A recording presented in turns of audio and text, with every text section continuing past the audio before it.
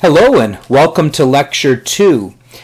Today we're going to take a look at an overview of the life of St. Paul, and we're going to take a look at the city of Thessalonica, a city very important, and of course Paul is going to write not one but two letters to this city and the Christians in the newfound Christian church there.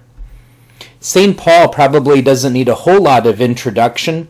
The painting that I have there is from Dürer, and Paul is pictured with Mark, who was originally named John Mark, and of course Mark authored one of the Gospels, and he was a companion to St. Paul for a while. Paul is considered the greatest missionary, not only of the early church, but he's the greatest missionary of all times. A Jew from Tarsus.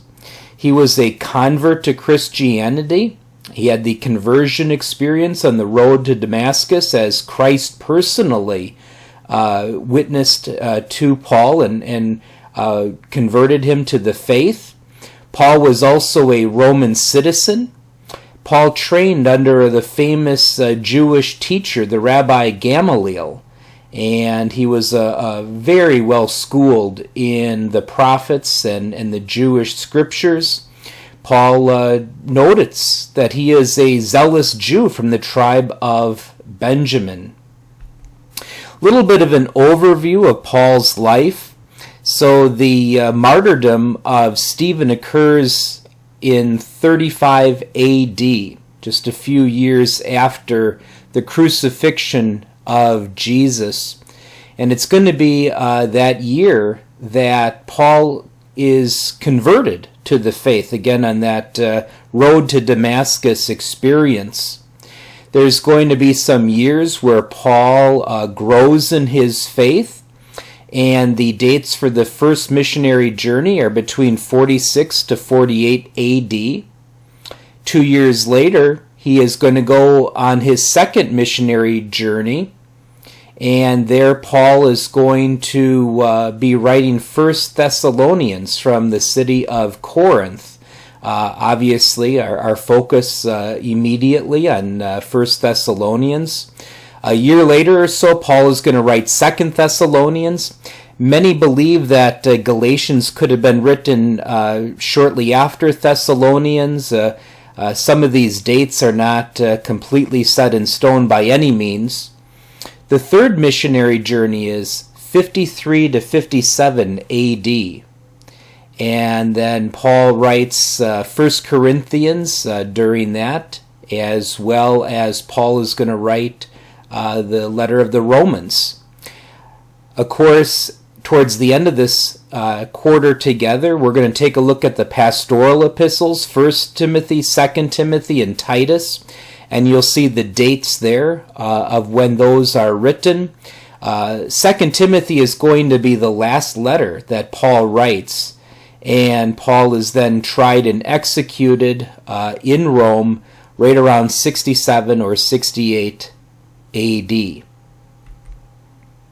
So we focus our attention on the second missionary journey. This is when Paul arrives at Thessalonica. This is where he establishes a church there. And the history of the second missionary journey is recorded in the book of Acts from 15 verse 40 through chapter 18 verse 23. This is a map of the second missionary journey. Looking at the lower right-hand corner, you'll see, of course, there is Jerusalem. And from Jerusalem going north to the top of the screen, you're going to see Antioch. And then going towards the left, we see Tarsus, Derbe. And that whole area is the modern nation of Turkey. It's the region of Galatia, obviously. As you keep going towards the left, you'll see Troas. And it is during the second missionary journey that the gospel goes into Europe for the first time. The landmass, obviously, west of Turkey, that is Greece. And you'll see Philippi there. And Thessalonica, here I'm pointing out the region of Macedonia. Macedonia is an important part of the region of Greece. It is famous for a couple of reasons, one being this man. This is Alexander the Great, and he is from this region. Alexander the Great lived from 356 BC to 323. Tremendously influential person. It was Alexander the Great that conquered the region not only of all of Greece, but eventually of Egypt and the Holy Land, going all the way through Persia, which is the ancient territory of the modern state of Iran. And Alexander the Great went all the way to the Indus River in India. And it is because of him that the New Testament was written in Greek, because that was still the common language 300 years later in the days of Jesus. Alexander the Great's teacher was the famous philosopher Aristotle. So the region of Macedonia is very influential, and of course that is where Thessalonica is. As a matter of fact, Thessalonica is the capital of Macedonia. So a lot of important cities: Thessalonica, Philippi. We have the cities of Athens, and I know it's a little bit maybe hard to see, but just west of Athens is Corinth. So all very, very important cities. During the second missionary journey, Paul is going to stay in Corinth for about 18 months, and it's actually from Corinth that Paul is going to be writing 1 Thessalonians. Well, what do we know about the city of Thessalonica? Again, it was the capital of Macedonia. It had a Jewish population and, of course, a synagogue. One of the characteristics or the standard operating procedure for Paul would be that he would go into a new area and he would first go to the local synagogue to preach the gospel. That is pretty easy to understand, because the synagogue is where the Jews were.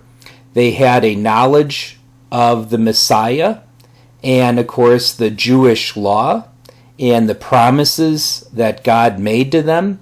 And so Paul would first go to the Jews and proclaim the wonderful gospel to them. Thessalonica was a very influential Roman city. It had a lot of trade. It also had lots of pagan temples. So think of this as a very cosmopolitan city.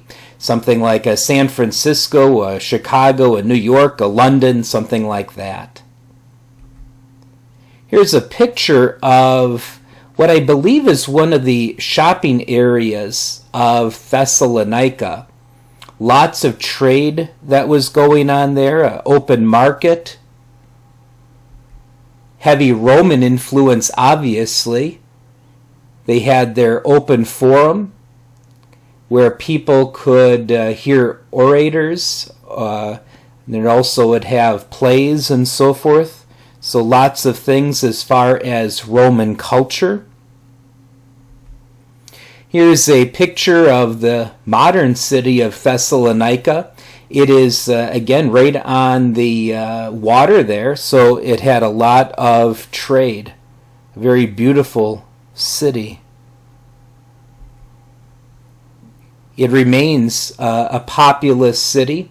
Here's a picture of, you see the Roman Forum there in the bottom part of the picture, and the new buildings right behind it. A very populated city to this day. And all of these things are important because they help us understand the culture and some of the dynamics that are going on for this small new Christian church in Thessalonica. One very important thing is this city was on the Via Egnatia. That's the famous road. On the left, obviously, is a picture of the road, and on the right is just a map. This famous road actually led from Rome itself all the way to Byzantium. And so this was the main thoroughfare through the Roman Empire. And that means there was a lot of trade. There was a lot of people passing through. And this too is important. It helps us understand some of the dynamics and some of the dangers for this newly founded Christian church. Some takeaways and things I want you to be aware of as we're going to be going through 1 Thessalonians is it's a small Christian church. It's mostly Gentiles. There are indeed some Jewish converts to Christianity. But think about this. These are people that have a Roman background for the most part. They have a culture where they were worshiping in pagan temples, and that's going to come out in this letter. These are individuals who, as they join the Christian church now, they're pulled away from the world, and they are brought into the body of Christ, and things that were normal in their culture are no longer normal now. There are people now separated from their community.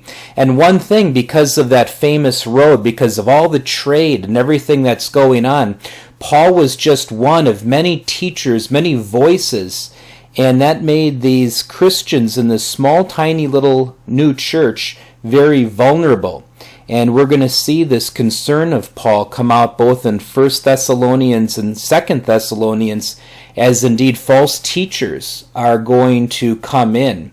And the real danger, the real thing that weighed on Paul's heart was that these false teachers would rob people of their faith. Of course, nobody can take somebody away from Christ, but there is a danger in false teaching. And that false teaching can create doubt and destroy faith in the heart and the mind of an individual. So, a little bit about Paul and a little bit about Thessalonica. That ends this lecture. God's blessings be upon all of you.